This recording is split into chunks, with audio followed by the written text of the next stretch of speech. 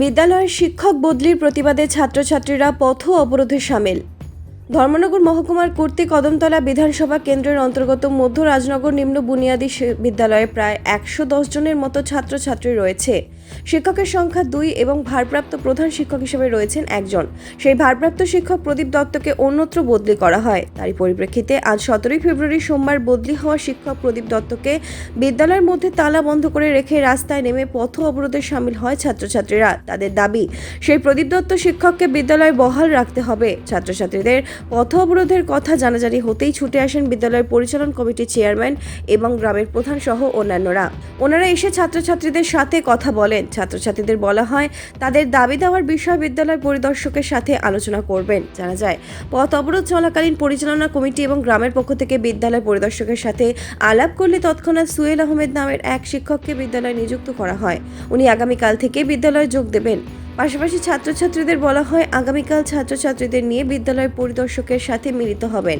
এসব বোঝানোর পর ছাত্রছাত্রীরা পথ অবরোধ তুলে নেয়। তবুও ছাত্রছাত্রীরা দাবি করেন যে পূর্বের প্রদীপ দত্ত শিক্ষককেও বিদ্যালয় বহাল রাখতে হবে।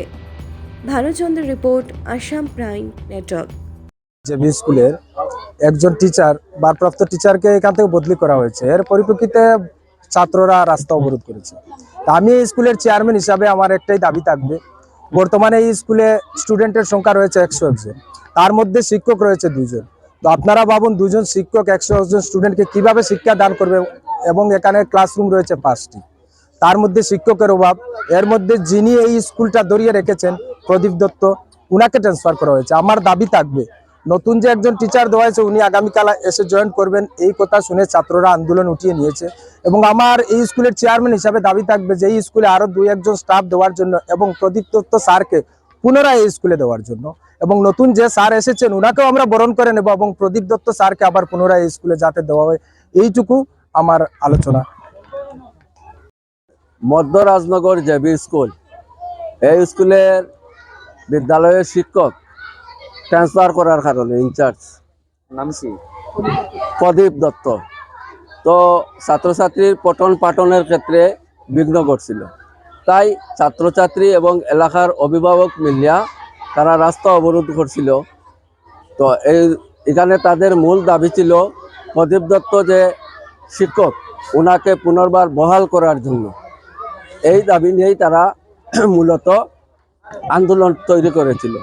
পরবর্তী সময় গ্রাম পঞ্চায়েতের প্রধান এবং এলাকার অভিভাবক, জেবি স্কুলের চেয়ারম্যান সহ আমরা সবাই ছাত্রছাত্রীর সঙ্গে কথা বলি, এবং আইএস মহোদয়ের সঙ্গেও কথা বলি সকালে। পরবর্তী সময় দেন এন্ড দেয়ার সুয়েল আহমদ নামক একজন শিক্ষককে নিয়োগ দেওয়া হয়। আগামীকালকে থেকে উনি এই বিদ্যালয়ে জয়েন করবেন, এবং ছাত্রছাত্রীর আরও দাবি প্রদীপ দত্ত যে শিক্ষক, ওনাকে পুনর্বার টে অর্ডার করে এই বিদ্যালয়ে নিয়োগ দেওয়ার দাবি জানিয়েছে।